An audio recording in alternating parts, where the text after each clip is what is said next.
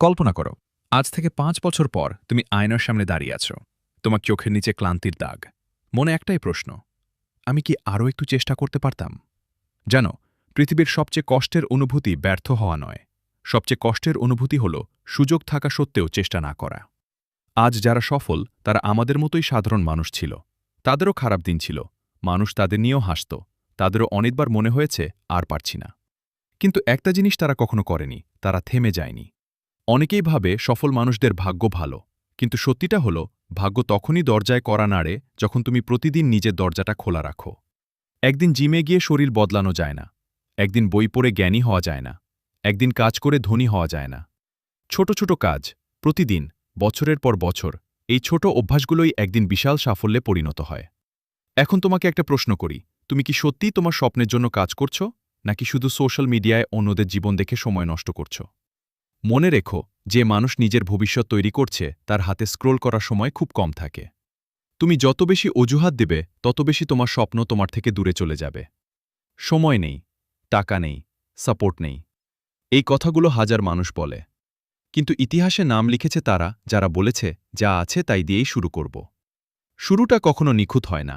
প্রথম ভিডিও খারাপ হবে, প্রথম ব্যবসায় লোকসান হতে পারে, প্রথম পরীক্ষায় কম নম্বর আসতে পারে, কিন্তু প্রথম পদক্ষেপ ছাড়া শেষ গন্তব্যে কেউ পৌঁছায় না। মনে রেখো, হীরা তৈরি হতে বছরের পর বছর প্রচণ্ড চাপ সহ্য করতে হয়। লোহা আগুনে পুড়েই শক্ত ইস্পাত হয়। তাহলে তুমি কেন ভাবছ কষ্ট ছাড়া তোমার জীবন বদলে যাবে? যখন সবাই ঘুমিয়ে থাকবে তখন তুমি কাজ করো। যখন সবাই অজুহাত দেবে তখন তুমি সমাধান খুঁজো। যখন সবাই বলবে অসম্ভব তখন নিজের মনে বলো, দেখিয়ে দেব। কারণ পৃথিবী তোমার স্বপ্নে বিশ্বাস করবে না যতক্ষণ না তুমি নিজের কাজ দিয়ে তাদের বিশ্বাস করাতে পারো। তুমি হয়তো আজ একা, তোমার পাশে হয়তো কেউ নেই, কিন্তু মনে রেখো, একজন মানুষই যথেষ্ট যদি সেই মানুষটা তুমি নিজে হও। তাই আজ একটা সিদ্ধান্ত নাও, আগামী ১ বছর অজুহাত নয়, শুধু কাজ, অভিযোগ নয়, শুধু উন্নতি, ভয় নয়, শুধু সাহস। হয়তো আজ কেউ তোমার নাম জানে না, কিন্তু যদি তুমি থেমে না যাও, একদিন মানুষ তোমার গল্প শুনে অনুপ্রেরণা নেবে।